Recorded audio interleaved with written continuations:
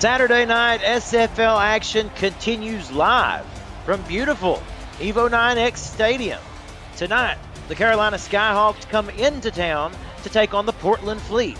Good evening, everyone. I'm Cameron Duty, joined in the booth by my partner, Alex West. Alex, this is a battle of 2 and 5 teams looking to make a late season rally. What are some of your keys to victory in tonight's game? Well, Cameron, tonight we are looking at two teams that are both wanting to take away the opponent's passing game. It's been a bit of a struggle for both teams to effectively run the football while also maintaining a good passing attack.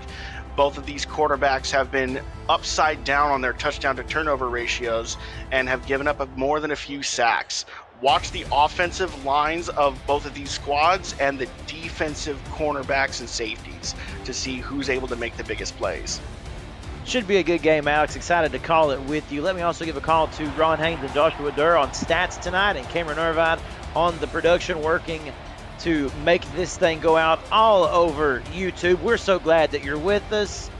Couple of notes: 4 meetings in the past between these two teams. Carolina has swept each game in the series. Folks, grab yourself a snack and a beverage. You're not going to go anywhere for the next hour and a half or so. Kickoff is on the way next.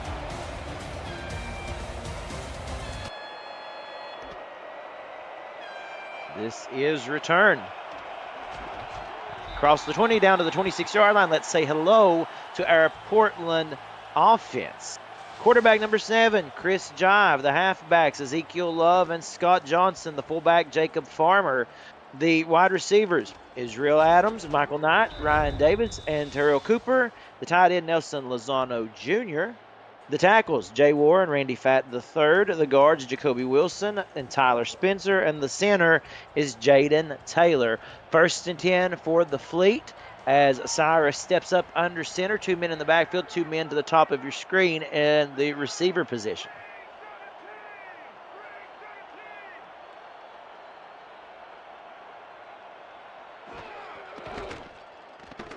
Jive to throw early. The pass is complete to Nelson Lozano Jr. Let's also say hello to the Carolina defense. Defensive ends Christopher Colon and Levant Irvine. The defensive tackles May Carter and Phil Hall. Linebackers Danny Stinson, Mojo McClain, Shraven Prasad. Cornerbacks Tristan Hatley, Davidson Joseph. The safety Skippy Curtis, J.C. Wallace, Chris Delro, and Ibari Amin Eglin. A handoff on 2nd down. That's going to be close. 3rd and inches coming up, Alex. Yep, and that's a nifty little first play by them to try and get the passing game involved, make sure that you get Cyrus Jive in a rhythm early. It's going to be some critical passes that he's going to have to make over the course of this game. And a quick 3rd down already. As you see, look at how close that is on the line to gain. Now they send a man in motion.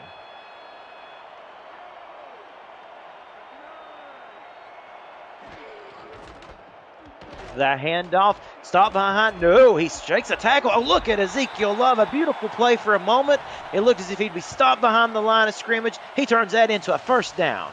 It's a scary push there on the line of scrimmage that you see. It's no doubt that a run is coming. The only question is, where is it coming? But some effective blocking here by the tight end, by the tackle, is able to spring Ezekiel Love. But it's that one time where Ezekiel has to break that tackle that really breaks this one open for a big gain. Yeah, and 1st and 10 of this drive will continue for Portland. That is important. They're just averaging 14.3 points per game, and you know that they want to improve upon that. One way to do it, of course, stay on the field, gain 1st downs, and turn that into touchdowns. Ezekiel Love has 372 yards and 3 TDs coming into today's game. And now we see a handoff to Scott Johnson running right, and they're going to say he got a yard before being tackled by Ibari Amin Eglin. Not the biggest fan of of how that run call played out, but sometimes you have to accept that you're not always going to get a whole lot of yards. You got to run the ball anyway to keep the defense honest. This Portland Fleet trying for a 3rd straight victory. This would be their 2nd win at home if they could make it happen tonight. That pass, short little drop off over the middle, gain of 2, tackled by Shraven Prasad. And that was some impressive shifting by Schraven there in coverage. You know, he's an outside linebacker. He's pretty big fella with that neck roll. You think, you know, he's just only going to blitz, but no, multi-dimensional player. Huge 3rd and 8 coming up early in this game for Portland, trying to establish this drive. Here's the throw, and it's complete and room to run. The wide receiver, number 19, Terrell Cooper, for the first down, but there is a penalty. Oh, and that's going to go for more. Attack on some extra yardage. Some face mask there by Carolina. Number 28, Skippy Curtis, that time on the penalty. But, hey, man, those things happen when you've got somebody breaking free, just as Terrell Cooper was. You'll grab at anything to try to stop that speedy receiver. If you don't, you know, you just ask yourself, is the penalty worth not giving up 6? Sure. Exactly. Portland Fleet now with the dump off to Ezekiel Love. 2nd and 9 coming up on the stop is number 20, Chris Delro. A little risky, I think, to throw that pass there. It's not that there was coverage right there, but if they start cheating up on the line, that's a very pickable pass. Portland Fleet now 2nd and 9. Defense showing pressure, a throw over the middle, and for the moment it looks like this Portland offense really clicking. Israel Adams with the reception. And that's a credit to Cyrus Jive there. He sees the blitz coming. He maintains his composure. He sees his man get a step on his coverage and fits that ball in on time. Cyrus Jive entered the game today, with 1,292 passing yards, 5 touchdowns, 16 interceptions. They want to clean that up going forward. Love, again, left side, first down, and we talk about what can actually help a quarterback such as Cyrus Jive.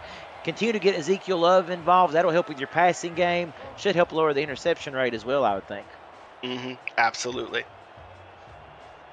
1st and 10 coming up inside red zone territory. An impressive drive for Portland.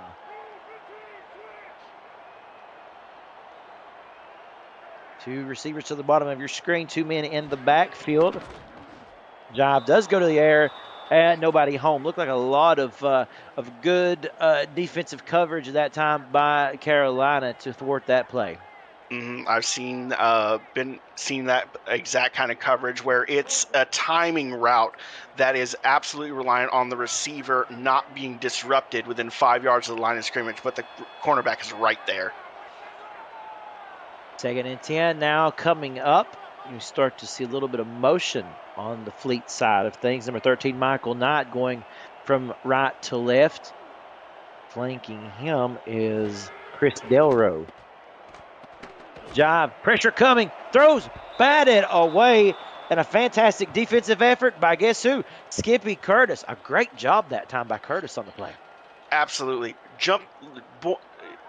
Watching Curtis go up in the air, I swear that there's a trampoline hidden somewhere under the turf. Made it look all too easy that time. Now, a huge 3rd down coming up for Portland here, and a huge 3rd down for Carolina if they can get Portland off the field. You don't want to turn the ball over here. Jive will throw. He stands in there and slings it to the end zone. Incomplete, intended for wide receiver Terrell Cooper. Good coverage again all around by the Skyhawks. And that's one of those moments where you have to trust your safety. But look who it is, number 99, in coverage, one-on-one against the wide receiver, says, nope, you're not getting 6 today. Prasad, the 12-year man, all 12 years here in Carolina, a 2-time All-Star. Now, on to attempt the field goal to put Portland on the board today. Number 9, Joey Robb. A 33-yard attempt. The snap, the hold, the kick is good. Portland strikes first after a 13-play drive. And that's what Portland is going to be. They're going to be happy with getting points on the board with their first drive. It could have been a touchdown, but that's one of those on-the-edge plays. You want your receiver to make the catch, but that's hard to make.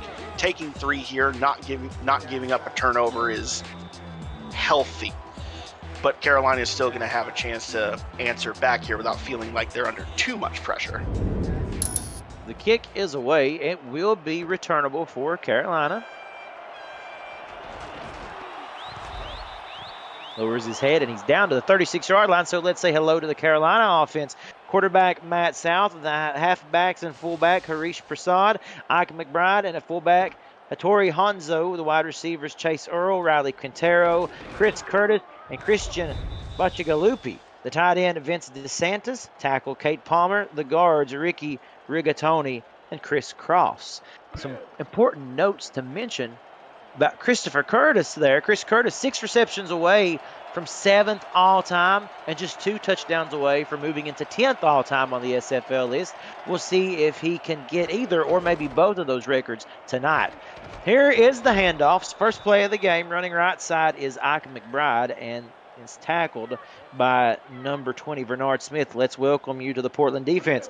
Defensive ends, Ricky Phillips and Robert Brower. Defensive tackle, Bubba Bruiser. The linebackers, Lucas Gilbert, Mel Davis, Brody Gulch, Joseph Lama. The cornerbacks, Chris Stock, Derek Majors, Ryan Cook, Sidney Galloway, and the safeties, Bernard Smith and Leo Morris. This throw complete again over the middle to Chris Curtis. 3rd and 3. And, that's the former Vancouver Legionnaire is becoming a real standout on this squad.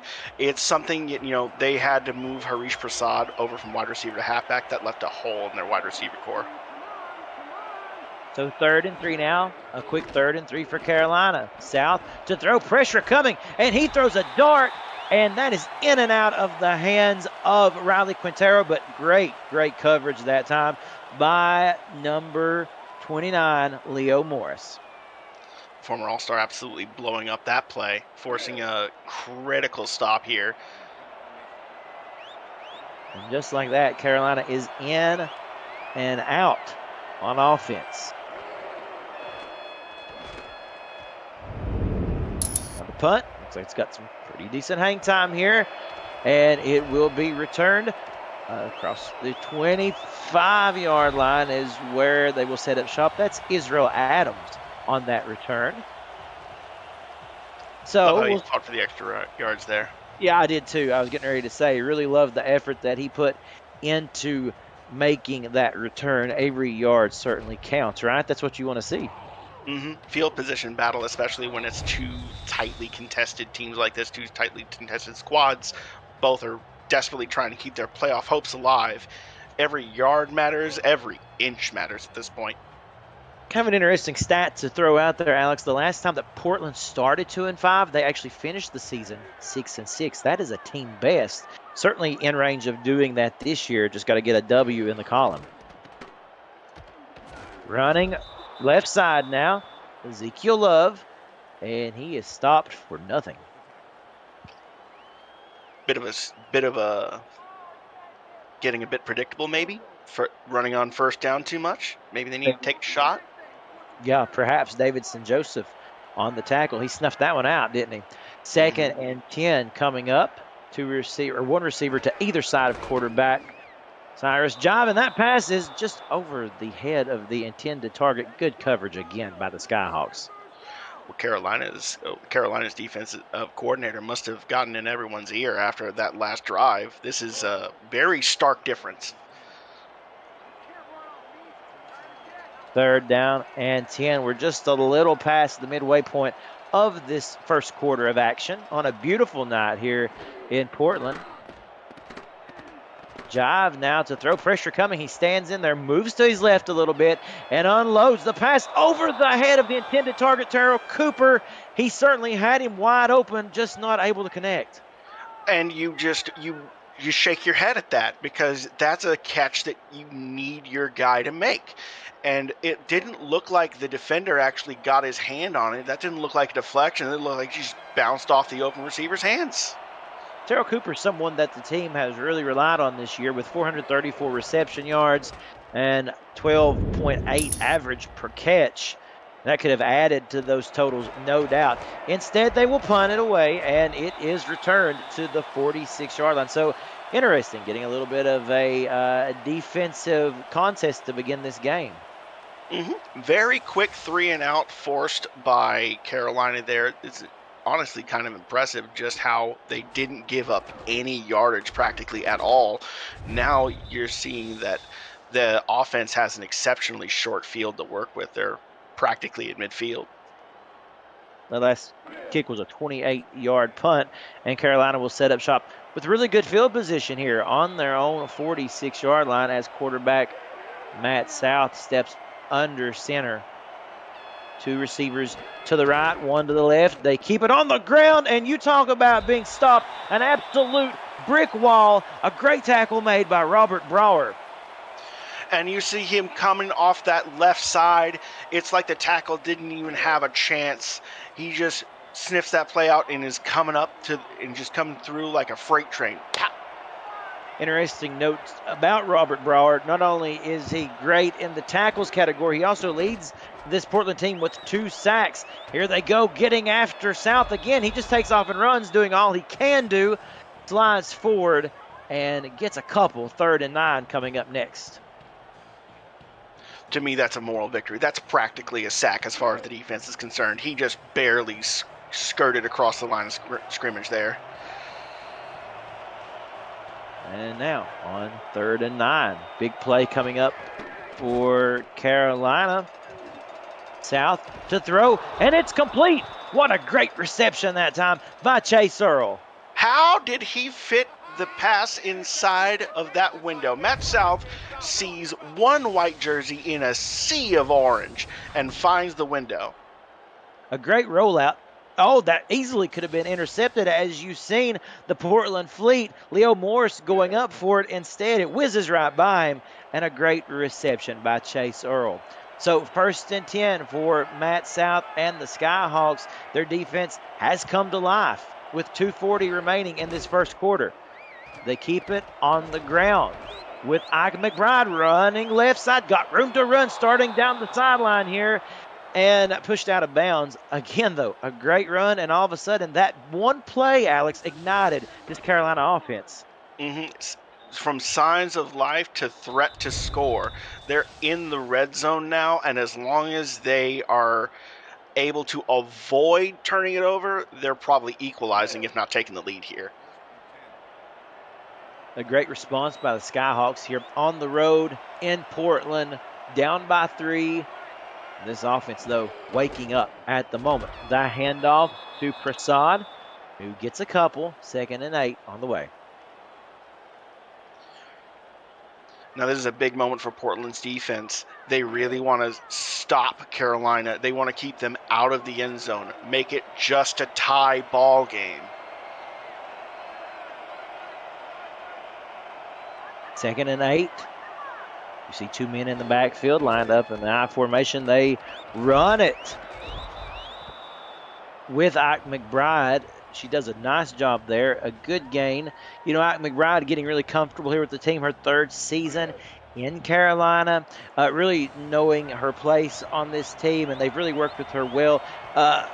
You know, just such a good runner. Such a good hard runner for this team. Not afraid of contact ever. And that's what she does best. And now look at this for a little quick action there.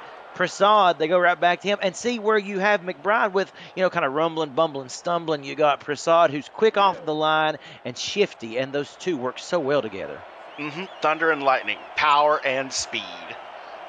1st and goal now for Carolina as we approach the end of this first quarter. South to throw. Oh, that one looked like it had some interference coming off the line. I do believe that was tipped. 2nd and goal on the way.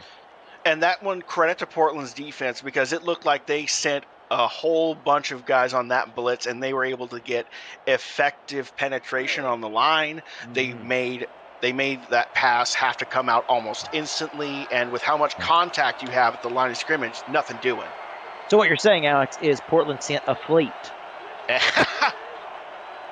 I'm here all night, folks. 2nd and goal coming up.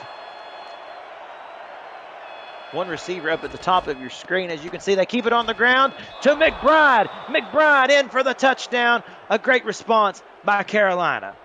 And that's an incredible job by the guys up front. They knew that they got out-pushed on that last play. They decided to make it up on this one. Ike just has one lane that's wide open there. Just a little shift to the right to see that open hole, and then just daylight all the way through. And a fantastic job of that offensive line. Let's give them credit. And, boy, they really showed up on that drive, protecting Matt South and these backs, getting positive yardage. And now for the extra point is Malone Brown. The kick is good. The Skyhawks take the lead after a 9-play, 54-yard drive. Folks, if you are new to the Simulation Football League, we just want to say welcome. The SFL is football for everyone. Get off the sideline and start your player today by joining our Discord server at simulationfl.net. Click the Join the Community button and begin your career, or just to meet the stars of the SFL on and off the field. It's never too late to get involved. That kick, that's a booming kick out of the end zone. Portland will take over on their 20. All right, Alex, so you're going to put you back in the headset, offensive coordinator here for Portland. What do you need to do to really get things going? We've seen a good first drive. The next one, not as favorable. You want to avoid immediately going with a 3-and-out here, so you want consistent positive yardage. That means a little bit of mix and short passes and runs, but nothing one-dimensional. Delayed toss there to Ezekiel Love, and Love doing what Love does best. I mean, turns a 2-yard gain into something pretty impressive to watch just because of how elusive he is. Getting something out of nothing. That one looked like it was going for negative yardage before Ezekiel was able to just shrug that first man off. 2nd and 8 on the way for Portland here as Cyrus Jive steps up under center. The 4-year man, all 4 seasons here with Portland, the commander of this team. And he throws deep, and it's complete to Terrell Cooper. He's been trying to get to him this entire first quarter. Terrell Cooper has been patient. He knows that his time was coming, and he was ready in the moment when his number was called. And honestly, that's a very tight throw to try and make. It's being contested by the defense as that one's coming in. Credit to him for securing that one and getting them a big first down. You got to love the confidence that Jive had in Cooper to just say, here, I'm going to put this ball out here, now go get it. One-on-one, that's my man every time. 1st and 10, man in motion. The final seconds tick down. Will they snap this ball, or will we head into the second quarter? That we will. Second quarter coming up, folks. We've got a good one here in Portland. Don't go anywhere. You're watching the Simulation Football League on YouTube. We'll be right back.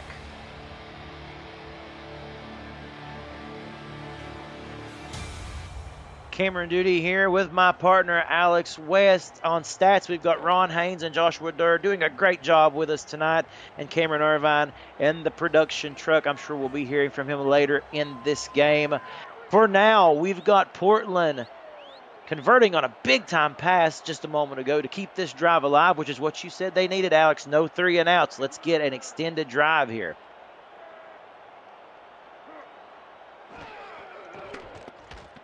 Jive to throw. The pass, oh, a nice defensive play. What can you say? Danny Stinson with great awareness and getting that big hand up there to swat it down. The 2-time All-Star really showing why he was nominated last year, clearly angling for some more glory this year. And that's the kind of plays that you want to see from your linebacker core with how Portland's offensive line has been getting some push up front.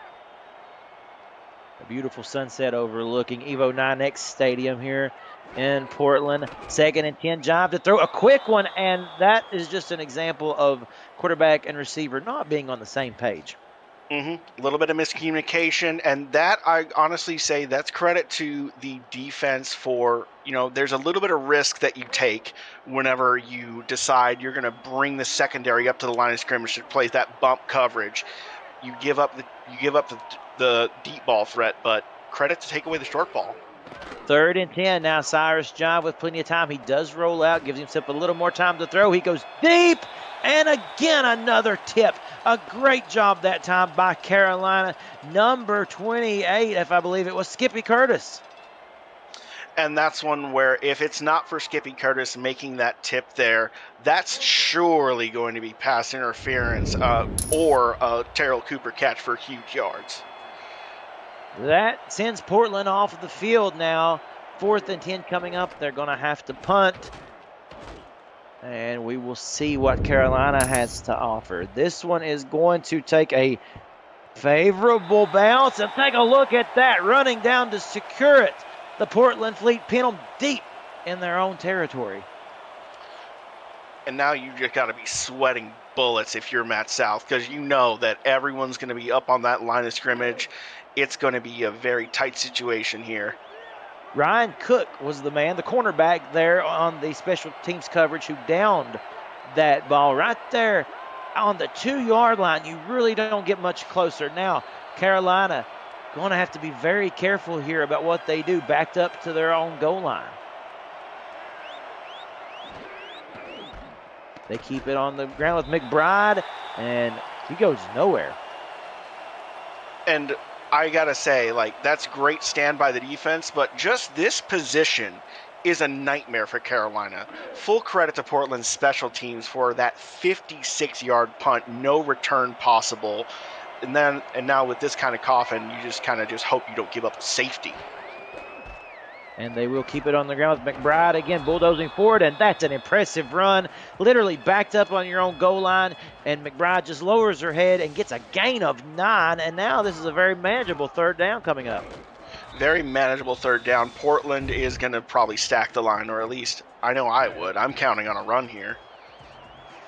When you got Prasad and McBride in the backfield, not to mention Hattori Hanzo, the odds are certainly in their favor. The handoff, and there you go, right up the middle, Harish Prasad, and that's what we said, a really good three-headed tandem of backs that Carolina has to offer. I think they're really onto something, because you need a fullback with just in this run game, in this power run-centric game, you need a fullback on the roster. And you got to, this is quite impressive, just being able to wiggle out of that tight situation alone, as we said, back at the 2-yard line. And look at McBride wanting to take control of this game. She just puts her hand down and keeps on trucking for 7. Make a statue out of that one, why don't you? Yeah. Hand out there, just. Yeah, you got to love it. You love a good ground and pound football game. We're seeing that so far tonight, and Carolina in the lead by 4, hoping to extend that lead. And right now, this ground game doing all the heavy lifting. Prasad with another great game. And honestly, this is not what I expected when I was coming into this one. I was not foreseeing a average of almost 5 yards for Harish Prasad per carry and over 5 yards for Ike McBride. That was not what was on my bingo card, but I'm pleasantly surprised. You take a look at the over-under for this game, 41.5. I don't know if we'll see that tonight, the way that this has been a defensive struggle. I could be wrong. This is very early, but right now, ground and pound and defenses have been the name of the game, unless Carolina can break through here and start to separate themselves a little bit. The handoff to McBride, and that time the defense just did a really good job of snuffing that one out, and a nice tackle by Brody Gulch. And that one, I don't know if I want to give too much credit to the defense there. They did a good job of maintaining plugging those gaps, which just kind of allowed the secondary to collapse down. 2nd and 8. Oh, the toss. Left side to McBride, running hard. Another stiff arm, stays on her feet, and look at that. She's going to get the first down after denying a handful of Portland Fleet defenders. And she's well on her way to getting over 100 yards rushing tonight with how she is powering through this Portland defense. I haven't seen a clean single-person open field tackle on Ike McBride so far this game. Literally, it's like Ike McBride is just bouncing around like a pinball. Oh, and look at this. We got a challenge coming up by Portland, and you know what that means. We're going to take a retroactive look at that play presented by Retroid. Get your SFL console at goretroid.com. You got to believe they're looking to see if McBride did step out of bounds.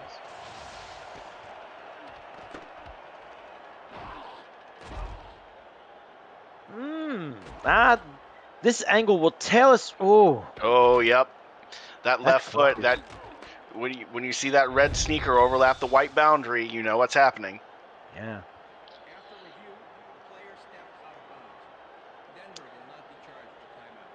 And there you have it. Portland not charged a timeout, and instead the ruling on the field is overturned, and that's going to be very beneficial for the Fleet. That's going to negate a very impressive run and make a tough third down coming up. lucky break there for Portland. That is Ike not being able to reposition in that little window of space. That's just tough. That's tough for Carolina. Yeah, when you're 6'2", 240 pounds, it's hard to pivot, isn't it, like that?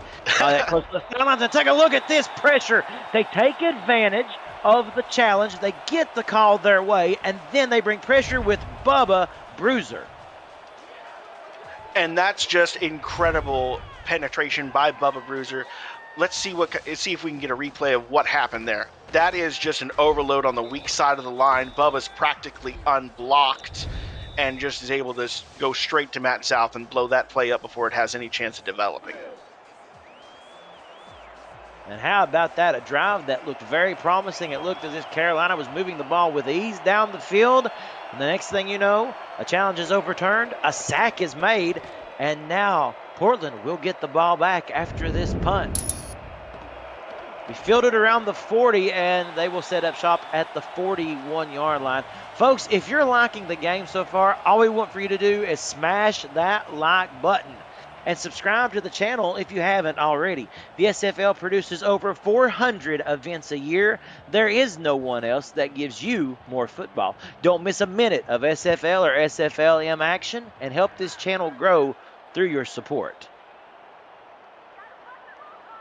After a 30-yard punt, it's first down. Cyrus Jive to throw, and take a look at that. A one-handed grab by Nelson Lozano, and how about this? That's a nice hands catch brought to you by Retroid. Put a Retroid handheld in your pocket and play the only video game with your player in it, SFL 4K 23.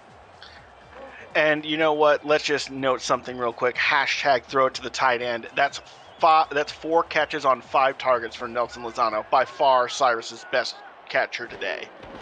Nice job by the 8-year man and a former All-Star. And look at Ezekiel Love. I tell you, you've got Ike McBride on the other side with ground and pound. Of course, you got the speed of Prasad, but you know, you got the elusiveness on the Portland side of the ball with Ezekiel Love. How impressive has Love been early in this game? He's definitely been game for how many carries he's had. He's up for more, I'd expect, too. Only 6 carries. He wants more. Yeah, 2nd and 5. He's certainly made a lot of good headway with what he has been given. We expect to see more here. A rollout this time by Cyrus Jive. Throwing short, complete to Lozano. It's going to be 3rd and 1 on the way. And 3rd and 1, but you're outside of field goal range here. You're practically on the 40-yard line. You really need a conversion here on 3rd and short. Keep the drive alive to try and at least get within kicking range. Big 3rd down here for Portland. The handoff to Love, running right, gets the first down and gets more beautiful spin move and crosses the 30. And, you know, it's hard to say much outside of just Ezekiel Love's persistence here on this run. He's got the push that he needs up front, some great blocking by the wide receivers, but he was patient with that one. He took it to the outside. He didn't try to force something between the tackles. He saw where the blocks were and just followed the windows. So this ball continues to move. A great job of Portland thus far on this drive. Now Cyrus Jive sends a man in motion. The pitch left side to Scott Johnson. He gets a chance, and he makes the defender miss and gets a gain of 3 before being taken down. 3's good enough, especially when you have to avoid a tackle practically on the line of scrimmage there. Positive yard play like that, especially when it's enough to bring you up to, you know, theoretically get you a 1st down, depending on where the spot is. You feel good about that. Jive to throw, quick one, and I'll take a look at Cooper. Literally pretty much had to just extend over top the head of the defender to snag that one. 3rd and 1 now on the way. Terrell and Cooper and Cyrus Jive on the same page there. That is a timing route that you have to execute on. He didn't even have a chance to really make any other reads. Just snap your head left and get the ball out. Another important 3rd down. The handoff, Ezekiel Love, and there was no question how he come powering through the gate that time. And a great job by the offensive line, allowing a hole big enough for a car to move through. And it's now they're starting to pressure. It looks like they're well within rhythm to score a touchdown here. Carolina doesn't want to allow that, but with how they're running the ball, they may not have a choice. So on 1st and 10, fake handoff. Oh, pitch back right side this time to Scott Johnson. A little bit of trickery there, but Carolina and number 29, Ibari Amin-Eglin, doing a nice job of reading it. Sometimes getting a little too cute for your own good. I do like that they had both halfbacks in the backfield there to make that misdirection a little bit more effective, but Carolina just wasn't fooled. And now that brings up 2nd and 9. You see the clock starting to run down, closing in on the 2-minute warning. The throw, and that's not the first time we've seen that happen. Intended for Israel Adams, but again, that's just credit to this Carolina defense, Alex, really jamming and making it hard on them to get any headway. Definitely. They saw Cyrus hit him with the timing route earlier on this drive, and the defense is adjusting, pushing up, especially with how little field is left. 3rd and 9, one receiver to the bottom of the screen and 3 up to the right for Jive. The throw to the end zone, and it's intercepted. Oh, my goodness. What a job of extending by Ibari Amin-Eglin, and how disheartening for this Portland fleet. Amin-Eglin is single-handedly stopping this drive in its tracks before any point can be scored. What a beautiful jump, and just reach up and snag that one. Can I call that a nice hands catch? I think I can. That's going to be a nice hands catch brought to you by Retroid. Put a Retroid handheld in your hands and play the only video game with your player in it. I mean, come on. What a move. You got to give some credit for that interception. Beautiful. 1st and 10 now for Carolina. And what a stop. Ike McBride now running with power. 2nd and 3. And gosh, Alex, let's go back to that. That's demoralizing if you're the Portland fleet. It's got to be. And it's something to really note that Portland was winning the field position battle there. They had effectively bottled up Carolina. They had a short field. They were marching. They were going to bring this game within 1 point at least. And instead, a great run that time by Harish Prasad. And we will come down to the 2-minute warning, folks. Let's just call it like this. You never know what's going to happen in this game. Carolina currently leading Portland. You're watching the SFL on YouTube. 2 minutes to go in the first half. And with that, you know that Carolina wants to get a score quickly before the end of this first half. They want to extend that lead, and they've got a great opportunity to do so. Here's McBride running left, bulldozing defenders down. Another gain of 5, and they'll begin an offensive onslaught here that they'll sure to want to use the majority of the time in this half, Alex. For sure. And you've got 3 timeouts, and Ike McBride is on one tonight. She is asserting her will on this defense with how she is running downhill today. 2nd and 5. Carolina just taking their time. The Prasad, and nothing really going at that point. So 3rd and 5 coming up here. I'd hurry it up a little bit here. I wouldn't try to run too much off the clock. See if we can get a conversion. But I played for the points here. I'm not thinking about trying to make a stop on defense. I'm thinking about trying to score. And they're sending the whole house. Nobody in the backfield. 3 receivers at the top of the screen, 2 to the bottom, and Matt South is going to roll out and throw across his body to a completed target. Chase Earl once again coming up with a big reception. And that's a beautiful pitch and catch. It was an empty backfield, but I think I noticed Ike McBride actually running a route there. So it's definitely one of those situations where they're trying to stay aggressive, but they're not. They know what all is going to take here. So the drive continues as Portland moves across, as Carolina moves across midfield in the Portland territory. Now coming back to make the reception at that time was Chris Curtis, and he will get a nice gain. Oh, and I can't help but think that Chris might be getting a little bit of an earful from the sideline about that one. You step out of bounds there. You save the timeout because you only have so many. Timeout indeed called. So now 1 left for Carolina. You see the shift on the line there by the Portland defense. They look to be showing pressure. Will they bring it or will they back off? South throws across the middle, and at that point, it looked like it was intended for McBride or maybe Riley Quintero. Two receivers were in the area, and nobody just able to take advantage of it. That looked like it was one of my favorite passing concepts, where you have the left side receiver coming across in a shallow crossing route, and you have the halfback kind of zigging out and curling over the middle. Just too much pressure over there, too much traffic. Now on 3rd and 2. Only one man in the backfield, and you see Matt South roll out to throw complete. That time it's Chris Curtis, and he makes up for not getting out of bounds earlier. At that point in time, there was really nothing they could do. He does get tackled inbounds, but you got to make that catch on 3rd down, and that he did. Life-saving, dare say. It's one of those where it's a bit of a hard ask to look to Malone Brown and say, hey, go make this 40-ish, 50-ish yard field goal. And here we go.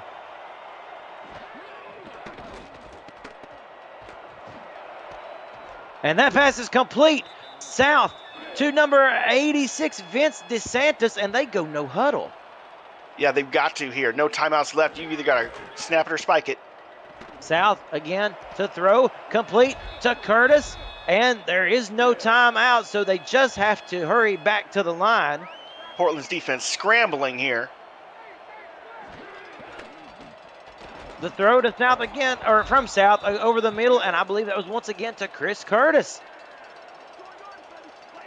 3rd and 1 coming up. Pressure coming, and he just had to get away. Just had to throw it away. Matt South was getting absolutely blitzed, pummeled it on the backside. 4th and 1 now. Great job by Portland. What an impressive drive overall. That's a 2-minute drill, marching from one side of the field to the other, only 3 timeouts, and you use 2 of them on your own side of the field. And now, Malone Brown on to attempt a 22-yard field goal. The kick is up and good, so they extend their lead to a full touchdown now after a 13-play, 73-yard drive that took 2 minutes and 22 seconds off the clock. That's important. That was a really good job of managing those final 2 minutes or so. Absolutely brilliant showing by Carolina overall. It's kind of a shame that they didn't actually get to punch that one in for the score, but sometimes you get a friendly spot, sometimes you don't get the spot you need to convert some drives, but ultimately they're happy to make this a 7-point game instead of just a 4-point game. And to make a quick mention, Chris Curtis, after all those receptions on that 2-minute drive right there, he is at the moment tied. And take a look at this return. A great job of, who else? Terrell Cooper doing big things. Portland will be set up on their 36. Back to the point about Chris Curtis. He is just one away from moving to 7th all-time on the receptions in SFL history. So we'll keep an eye on that.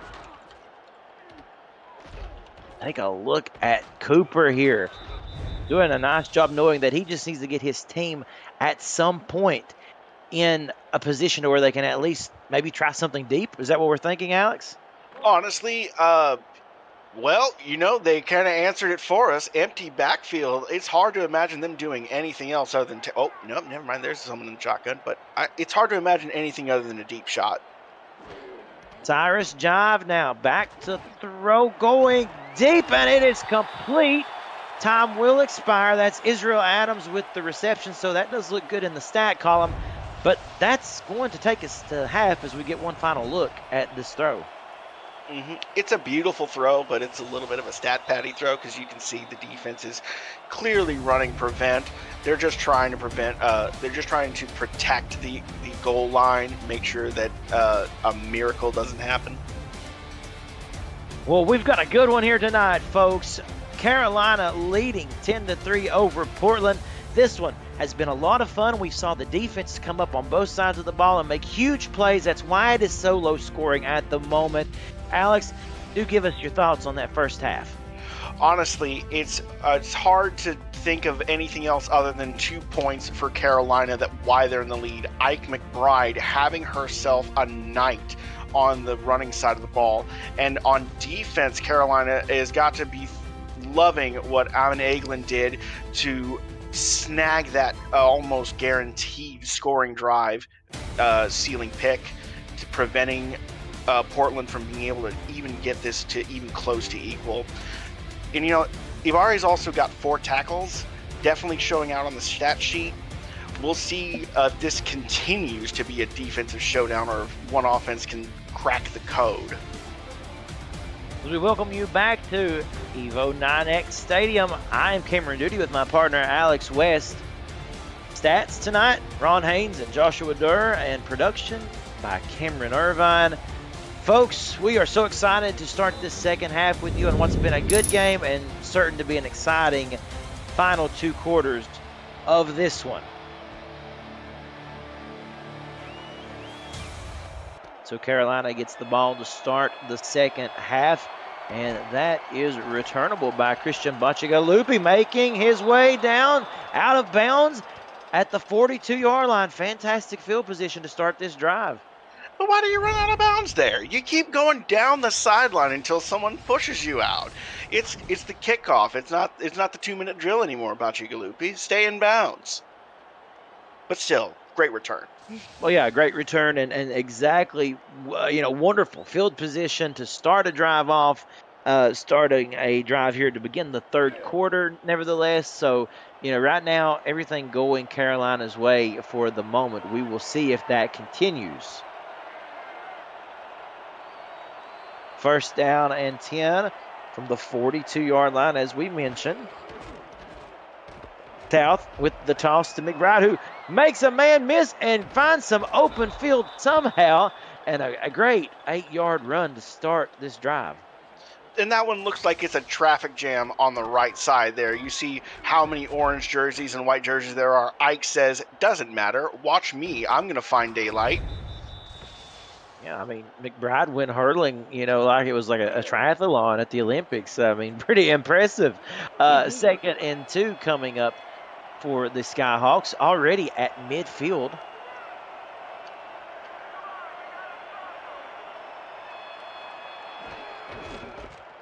The handoff again to Prasad. 3rd and inches. I got to say it's going to be a close spot, but I also have to mention I like the rotation that they've got going on here between McBride and Prasad. They're making sure to keep Prasad involved. I know Ike's been the star of the show with, how many big bruising runs we've seen, but only 13 carries to 7. They're keeping it close. Important 3rd down, just mere inches. They'll line up and go for it with McBride, and take a look at that, just pure power and skill breaking through. Another 1st down. It just feels automatic, doesn't it? Only way you can think to stop that kind of short yardage conversion is just to stack everyone in the line, dare you say goal line, but you can't do that in midfield. 2 receivers to the top of the screen and 1 to the bottom on this 1st down. Instead, they keep it on the ground with Prasad. And as we said, that little rotation continuing, a 4-yard gain by Prasad. And he's not naturally a power runner, but he's not afraid to go in between the tackles. He's not afraid to do what's asked of him. Can't only run it to the outside when you're on the field, otherwise you get predictable. Take a look at the stats for the most part, with the exception of the rushing column. Very close by both of these teams. We had expected that as well for the most part. McBride now running right side and running tough. Going to be short of the 1st down marker, a 3rd and 2 on the way. And, it's 3rd and 2. We just saw Ike run. Do we see Ike run again? I feel like we do. Instead, if I'm not mistaken, we have Prasad in the backfield. They give it to Prasad, and it's stopped. An incredible open field tackle by Joseph Lama, and that brings an end to an otherwise very impressive drive. And I think he just saved Portland from giving up yet more points to Carolina and making it a 2-score game. That is one-on-one. He sniffed that run out and came streaking into the backfield to stuff that one cold. You gotta be absolutely applauding him on the sideline right now. Huge play, and that kick, probably not one of the best that we've seen all night, but nevertheless, it does do its job in pinning Portland back anyway, back deep in their own territory there. They will start at the 20-yard line. So 1st and 10 coming up for the Portland 17-yard punt. Holy moly. You tell they were trying to angle that one to just needed a little bit more out of it than what they got. Anyway, it's 1st and 10, and Cyrus Job back to throw. The pass over the middle is incomplete, intended for Cooper. Joseph on the coverage. Talk about angling it wrong. They're right on the 20-yard line.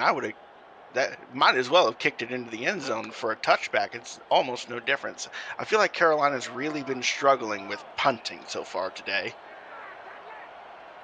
2nd and 10, one receiver to either side, and 2 men in the backfield for Cyrus Jive. Jive to throw, good coverage, and he lets it go, and it is complete. A toe tapper there on the sidelines by Nelson Lozano once more. And I'd really love to get a replay of that one. How did he get his feet in bounds? A very difficult task for the big man, but a great job nonetheless. 6'6", 255 pounds, the former All-Star from season 19. 3rd and 4 coming up, and Portland desperately needs this. The rollout right into coverage, but somehow he gets rid of it. Incomplete. That was intended for Israel Adams, and that one just looked a little dangerous from the very beginning. It really did. I know you trust your man one-on-one, but you kind of want to throw it to the correct color jersey to make that completion percentage a little bit higher. So Carolina's defense does their job. As we said, it's been a defensive effort for the most part in this game so far. And now we will see what Portland can do. They get this one down to about the 40, where Bachagalupi will return it near midfield out to the 47-yard line. And this seems really important right here for Portland, Alex. The fact that, you are down just a touchdown. This game is very much at reach, but you've already allowed Carolina the opportunity to start close to midfield, and they're thinking big points here coming up. Absolutely. It's a moment where Carolina smells blood in the water. They see an opportunity to really stretch their lead in the second half and to put this game further out of reach for a team in Portland that has struggled to score this year. They have. We highlighted earlier in the game, only 14.3 average in points per game, 186 passing yards and an average of 71 rushing yards, and that's hard to get anything done with stats like that. Carolina now going back to the ground with McBride, who gets about 3 on 1st down. And that's one of those rare Ike McBride runs that doesn't go for 4+ yards today. Credit to Portland, but, Ike's been having an incredible night. 2nd and 7. 2 receivers to the top of your screen, 1 at the bottom for Matt South. And now he's going to send Chase Earl to the top. Going to make 3 receivers up at the top of the screen. And he's looked at Earl quite a bit in this game. We'll see if he goes back that direction. South to throw. That time he gets his man, Vint DeSantis. 1st down. Finding the tight end for the 2nd time today. Matt South, I want to give some credit to him today. He's been outperforming how he's been doing this most of this season. He's at a 69.2% completion rating, and he's got almost a 92 QBR. He is finding his men. He is putting the ball in catchable places for his receivers. And 3rd down, and this very good field position they have had has only continued to help them exponentially.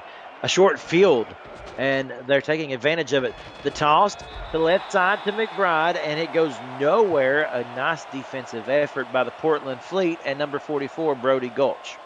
And that's a credit to the Portland defense there, who were able to swarm in there and present just a sea of orange up there, a blockade, if you will. Now they have 3 receivers to the right. And South will throw, and it's almost intercepted. Oh, that was really close. Davis almost had a hand on that. Mel Davis just about had an interception. You know Mel wanted that one. Not only the first chance at it by hopping up, but also the second chance. Couldn't quite just cradle it in. Well, that's why you play defense, I guess. But the good news for Portland is it's now 3rd and 11, and they have pushed this Skyhawk team into a must-pass situation. Here they will send Chris Curtis in motion.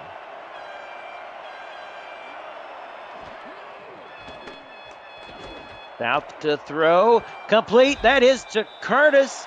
And that is actually going to move Chris Curtis into 7th place all time in receptions, surpassing Optimus Prime. Congratulations, Chris. Absolutely. Claps all around. Fall to the ball here. Okay. Oh, Carolina really wants to get that first down. They can taste the end zone. They really don't want to have to settle for 3 here. Let's take a retroactive look at the play presented by Retroid. Get your SFL console at goretroid.com. So Curtis comes up with that reception that we said moves him into 7th all-time in reception. Now, did he get the first down? Let's see. It's tough to tell from that angle. Let's see what the ruling is. Okay. Okay, I understand it. Yeah, the ruling on the field does stand. And that's credit to Mel Davis, because Mel Davis is the one that has to make that tackle there. And the way that Mel could have to bring down the big frame of Chris Curtis there, you got to drag him back into his left to get that ball behind the first down line. And that instead sends out Malone Brown for a field goal attempt. This one is going to squeak inside. Oh, and we got an injury as well. And the field goal is good, and as we mentioned, Portland with a player down. So Carolina maybe didn't get the touchdown there that they were hoping to end with, but they do get a field goal and extend the lead.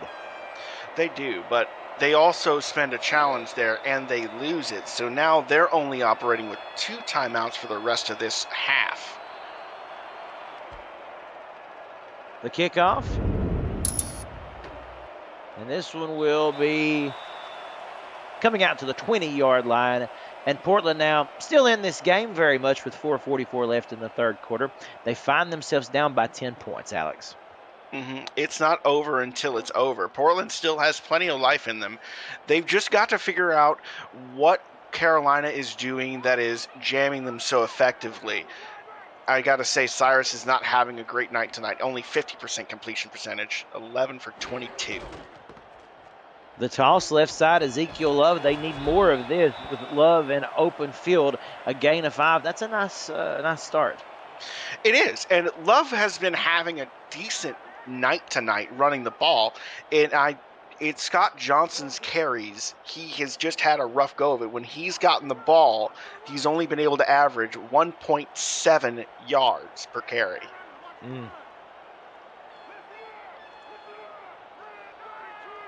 Again, if you're just joining us, 13-3 after a 38-yard field goal by Carolina puts them up by 10. Portland trying to respond. That's a nice little handoff to Scott Johnson. A little bit of speed coming out of the backfield made all the difference. And that's a run that he's been waiting for. That's his longest run of the night, and that's only 4 yards, practically doubling his total for the night so far. And a good start, though, indeed, for him. Maybe get him a little more forward motion. A big 3rd down and inches coming up. They can't afford to be ushered off the field here to Love. Oh, and I am going to say give him the first, but that's close. And that is one of those where Carolina is looking to the refs like, are you sure? I think it's the right call there. It's a matter of forward progress and then contact, but it's how far did he get the ball forward before the defender made the hit. Right call. Too close for comfort, though, wasn't it? Cyrus Jive now with the completion to Israel Adams, and that's a guy you can tell they're wanting to get more active here. For sure. He's had a rough go of it in the early goings. So has Terrell Cooper. They've both been seeing only 3 catches so far. You've got to think they want to get the ball more. 2nd and 5 for the Fleet. A delayed handoff to Ezekiel Love. He makes a man miss, and easily one of his best runs of the night. First down, Fleet. They've got something cooking. They sure do, and I want more of that if I'm in Portland's offensive coordinator shoes. I continue calling these run plays because Carolina is having a tougher time stopping the run than they are the pass. You may be behind, but if you snap the ball early in the play clock, you can run the ball without losing too much time. Now Mojo McClain gets Love down finally. They give it back to Scott Johnson. He makes a man miss. He's got room to run. Shakes another tackle down to the 40-yard line. What a move by Johnson there. Absolutely puts him in the spin cycle. Please let me see that replay. Oh, we'll get the break tackle. That's fine. It's a good play by the defense to prevent that one from going for even more. Leo Morris is the one who finally wraps up that and saves the 6. But Scott Johnson just decided, no, I'm done being stifled. 1st and 10, and the most promising drive that we have seen out of Portland since one of the very early ones in the first quarter. Jive to throw. That pass over the middle, complete to Michael Knight. Let's go to Cameron Irvine quickly for an SFL game update. Cam, what have you got for us? I got San Diego playing a phenomenal game tonight. Hunter McWaffle's got 2 touchdowns. Fort Worth, a 78-yard touchdown on all their other plays combined, just 130 yards. Mavs up 20 late. Back to you. Thanks, Cam. And again, Portland, Ezekiel Love, the ground game has come alive. They've put it together. They were trying to force the pass so much in the first half after they fell behind, but then they just are going back to what they have found works. They may be behind, but they're down, but they're not out. 1st and 10, and all of a sudden this Portland Fleet playing with some confidence, which is very important. And you can tell that's a big difference in this turnaround. They keep it on the ground again to Scott Johnson, running up the middle, just eating up yardage, another 6. And that, I got to say, I'm not always a fan of the delayed handoffs. I think it puts you in a position, it puts the halfback in a tough position, but that one absolutely fooled the defense. Great work by the receivers and the line. Portland threatening to make a game of this one. Again, another handoff. Ezekiel Love and Carolina right now just scratching their head. Take a look at the second half rushing yards. 49 for Portland and counting. And I didn't expect to see this kind of second half rushing stats when we've been seeing what Bry's been doing for the whole game. But this is a testament to Portland really figuring out the run is working this drive. 55 yards now for second half rushing for Portland. They a great job of swapping out between Ezekiel Love and Scott Johnson. This one to Johnson, makes a man miss. He gets back to the line. They're going to give him forward progress of a yard. He's out just outside the 10-yard line. And that's one of those that you almost expect a little bit more on. You see him break one tackle. There fortunately help arrive to prevent that from being a 5-yard gain. 2nd and 9, 2 receivers to the bottom of your screen, as you can see. But Jive rolls out to the left, throws across his body to the end zone, and that one is broken up. He had Israel Adams before the coverage by number 29, Ibari Amin Eglin. And this is one of those that you say, well, just make the catch, but that's not so easy when the safety is right there, lurking, waiting, daring you to be there. And the ball comes in and he just delivers a bone-crunching hit on where the ball is. It's hard to keep the ball in there. It's understatement, but it's truth. Lurking, perfect word right there. I mean, able to pop the ball out just as soon as it got to Israel's hands. And now on 3rd down and 9, they are forced to throw. Jive, pressure coming. The pocket was collapsing to the end zone. And again, great coverage by the Skyhawks. And that is going to send Portland off the field and back onto the special teams unit for a field goal attempt. And that's a great job by the defense to say, no, we're not letting you equalize this game so easily, or we're not letting you score a touchdown just because you're able to figure out how to run the ball against us. Bend but don't break. Joey Robb now on to attempt a 29-yarder that would bring them closer. That kick is good. And it's back to a one-possession game. And if you go back, notice on the score bug there, it's an interesting thing to note. That is a 14-play drive that Portland just put together, marching from one side to the other. And that didn't take as long as you would think a run-heavy possession to be. That was 4 minutes and 42 seconds. It almost took it down to the end of that third quarter. We will get at least one more play before we head to the fourth, and it's going to be a return by Christian Bachagalupi. Across the 25, down to the 28-yard line. 3 down, 1 to go. This one still hangs in the balance. Carolina leads. Can Portland make a game of it? You're watching the SFL on YouTube. We'll take a look at that return before we go to the league rights, which are coming up next. The Simulation Football League is intended for the private use of our audience. Any rebroadcast, retransmission, or account of the game without the express written consent of the league office is prohibited.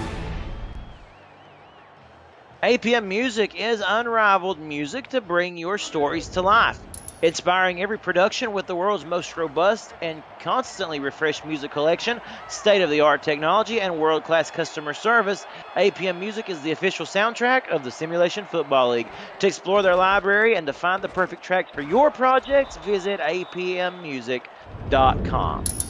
McBride with a carry. The first play of the fourth quarter is a gain of 5 as it is dark and nightfall has descended up on Portland.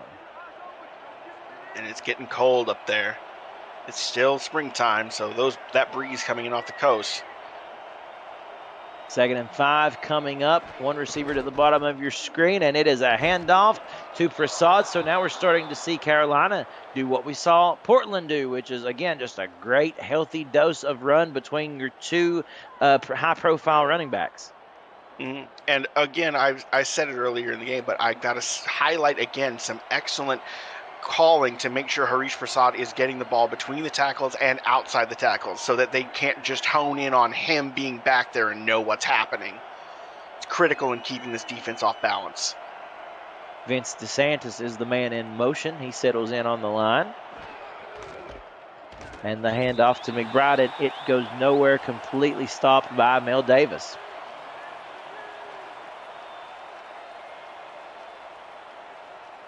So 2nd and 10 now on its way with 8:50 remaining and counting. And you know Carolina wanting to put some points on the board, make it a little bit harder for this Portland offense who hasn't shown they've been able to get into the end zone. The toss, left side, and look at McBride just completely bulldozed defenders. A heck of a hit, but a good job of Mel Davis staying in pursuit. Not many yards on that carry. And it took Mel Davis, the linebacker, to actually bring Ike down. Bounces off what looked like to be the safety and then the corner before the linebacker core arrived to seal the deal. A rollout by Matt South. He throws across his body. The pass is complete, and another impressive reception. That time, again, Chase Earl. And that's one of those passes that you see how that one lands, and it's holy moly, I didn't even think that there was anybody there that could make that kind of catch. But despite 3 orange jerseys all converging on that one, Chase Davis maintains focus, sees the ball, and doesn't see anything else. So 1st and 10, and that is a big play to keep this drive alive for those Carolina Skyhawks. Pressure coming, and somehow, some way, Matt South was able to get rid of it. I'll tell you what, I really don't know how. That was close. It's one of those that you pray that you get it off in time and that doesn't turn into a fumble. Definitely one of those that makes you clench that armchair for a second. Oh, yeah, absolutely. There have been a couple of moments in this game the entire way through. 7:44 left in the game. And take a look at McBride hurdling again over defenders into the open territory. A first down. down to the 20-yard line, and Carolina knows how big any score, especially a touchdown, could be right here. For sure. And I just got to say, what on earth is Ike McBride's diet? She is absolutely running over everyone. It's not an officially tracked stat, but maybe we need to start counting broken tackles with how she's running today. Right now, it's a healthy dose of defenders. Pressure coming south, hit again as he throws, but oh my goodness, talk about right place, right time. Riley Quintero, man, how about that? And that did not have a spiral. That one was tumbling end over end like it came off of his foot instead of out of his hands. That is nothing other than just a miracle. Great concentration by Quintero as well to not quit on the play. 2nd and 2 coming up with Prasad in the backfield. No, I'm sorry, that's McBride. And look at that bulldozer by McBride to the end zone. No, dragged down from behind, but nevertheless, 1st and goal. And you can tell that Carolina smelling a victory. And she's feeling great about how she's been doing tonight, crossing the century mark with that one. A big day for Ike McBride. Literally taking at times this game into her own hands. We'll see who gets a chance here to punch it into the end zone. 1st and goal on the way. You can see them crowding the line. The Portland fleet sending a whole fleet at the top, and they do get the stop on the fullback. That was Hattori Hanzo. Tough to say that that's the right call or the wrong call. It's short yardage situations, and they know you've been running the football. It's just about, can your offensive line get more push with how many big bodies are on the line? Portland trying to stay in this game with the clock running down, 6 minutes and counting. They want to relegate it to a field goal, and they're not going to be able to. Ike McBride pushing her way into the end zone for a touchdown. And that's a big push up front by the O-line for Carolina, but it's funny to see how you see Ike actually ended up got tackled from behind by the defender into the end zone because she just powered through the linebacker that's trying to seal that one in. I think that was number 52, Mel Davis, who has been having a great game today, who just could not make that tackle. Carolina feeling very good about their chances of coming out of here with a W after that. Malone Brown's kick is good, and they extend the lead. It's a 2-score game after an 11-play drive, which resulted in a touchdown. Again, though, as we said, a lot more football left to be played. There is, but maybe stop me if you think I'm going too far on a limb here, Cameron, but this drive is do or die for Portland. They need points, and they don't need 3. They need 7. Yeah, you took the words right out of my mouth. Nice return across the 20 to the 23-yard line, and you can see, the stats, for the most part, they're still pretty close, but what it comes down to, as you said, Alex, is the points. The points, or excuse me, the yardage in between the goalposts, that's great, but they can't get it into the end zone, this Portland fleet. It's been a struggle tonight, especially with that one interception that, they're kicking themselves for. That would have been much better. This would be a much easier gap to manage if that almost guaranteed scoring drive wasn't picked off. So we'll see what Portland can do here. They toss it left side to Ezekiel Love, and that is completely snuffed out by Chris Delro and company of the Skyhawks. And at some point in time, though, Alex, you think you got to say goodbye to the run and start going through the air? I mean, I would agree with you, but at the same time, they haven't been having a lot of success through the air except for when they've got the run involved. There's a reason they've only scored 6 points tonight. Indeed. Clock is not in their favor, though, as we take a look. 5:25 and counting in this fourth quarter. They send their fullback in motion, Jacob Farmer, and Jive will throw. That is complete. Number 89 on the reception, Carswell. And that's a good throw and catch. It's what you need to establish that you actually can make these kinds of mid-range to longer passes down the field, stretching it out a little bit, forcing the safeties to not play so close up. It's something that they had struggled with earlier on in this game. I believe I saw in the first half that Jive was averaging under 6 yards per completion. He's getting better here. Yep, back to the air again. A quick completion to Israel Adams, and we were wondering, or at least I was, if we would see the no huddle come into play, and there it is. Oh, and my goodness, rolling out. We've seen that a couple of times almost happen, and that time they do get home. I believe that was Prasad, if I'm not mistaken. This time it's just trying to get what they can out of it with love. 4th and 4, and I tell you what, they got back there, absolutely blew that play up, and that changed the complexion of everything. It absolutely did. That's the worst nightmare situation. Jive having to roll out to the left, just coming straight into the oncoming traffic. Prasad saw that coming all the way. 4th and 4. Do or die time for the Portland Fleet here. They send a man to the bottom of the screen, 3 wide receivers, which Jive looks towards. That pass off the hands. Oh, that hurts. Off the hands of the intended target, Michael Knight. Carolina will take over.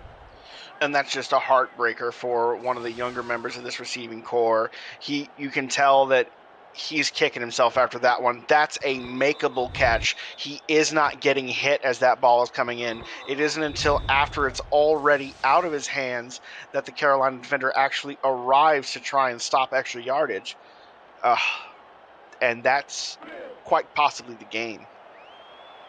This Carolina team potentially stopping, we should say, a 2-game losing skid. They do not want a repeat of what happened the first 3 weeks of the season before they got their first victory.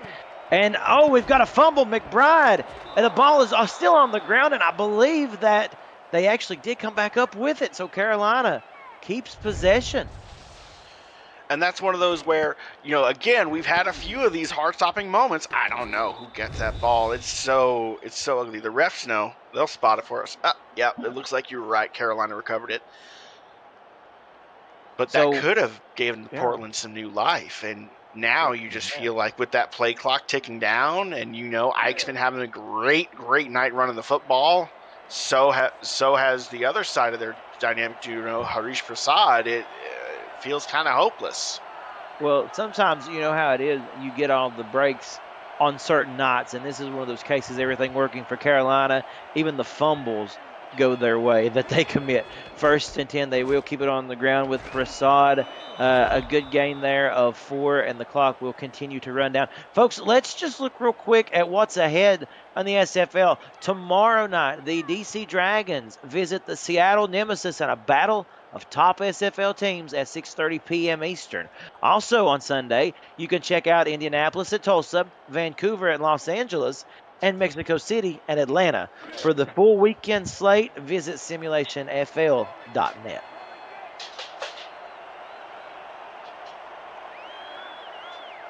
Second and 6 for Carolina.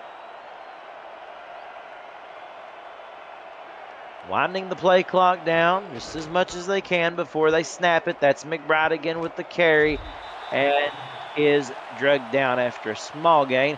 Let's go back to the SFL studios for another game break with Cameron Irvine. Cam, take it away. Thank you, Cameron. This one was a big surprise tonight. King Bradshaw puts the cherry on top of this one. A 98-yard pick six. And Fort Worth, after Marcus Dunhill set the rushing record for a quarterback last week, had 0 on the ground tonight, 4 picks, and San Diego wins 34-7 over the first place in the South Toros. Back to you in Portland. My goodness, what a great game for San Diego there. As we approach the 2-minute warning here in Portland, we'll take just a moment and be right back. You're watching the Simulation Football League on YouTube.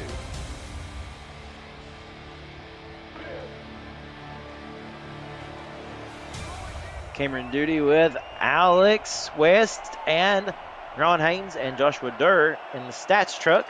Cameron Irvine, as you just heard from, with their game breaks and production.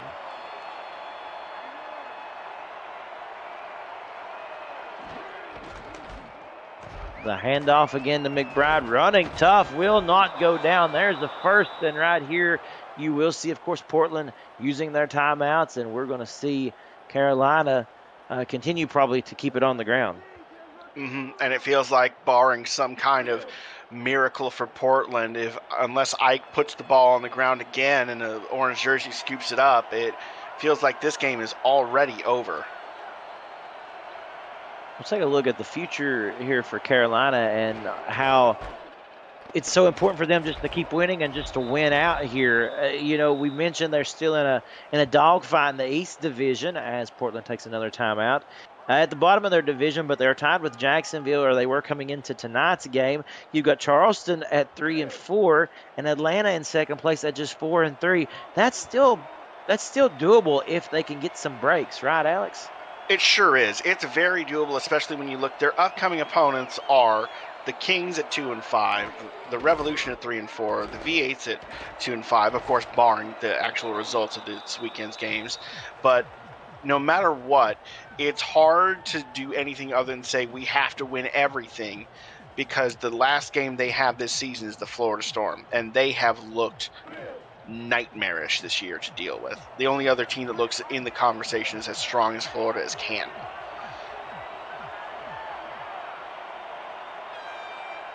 Inside the 20-yard line now. You expect them to keep it on the ground, and they do with McBride. Again, a good head of steam before being brought down. 4th and inches, so we will probably see the field goal unit here as Portland takes their final timeout. Or no, actually, I'm sorry, the clock continues to run. My apologies. Portland is out of timeouts. Maybe a little controversial, but I actually wouldn't kick the field goal and take the points here. You're already up by enough. If you get the conversion here, it's just game over anyways. But they elect to not go with that route. They just want the points. It's fine. Malone Brown to attempt a 30-yarder.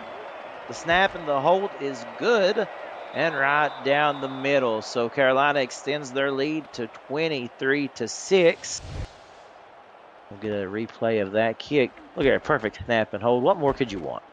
Nothing. And it's something to say about the wind coming in. I think that maybe we've seen a few of those balls that have been booted almost out of the end zone on kickoffs, probably due to the wind. So we'll see what Portland can do with roughly a minute left in this game. Something to say about that last drive by Carolina, by the way. They had an exceptionally short drive that only was a total of, I believe, about 35 yards that they actually moved that ball in 8 plays, but they chewed up 3 minutes and 2 seconds of clock to do it. They took off 75% of the time remaining that Portland needed every second to have a chance, but I think this is just too far gone.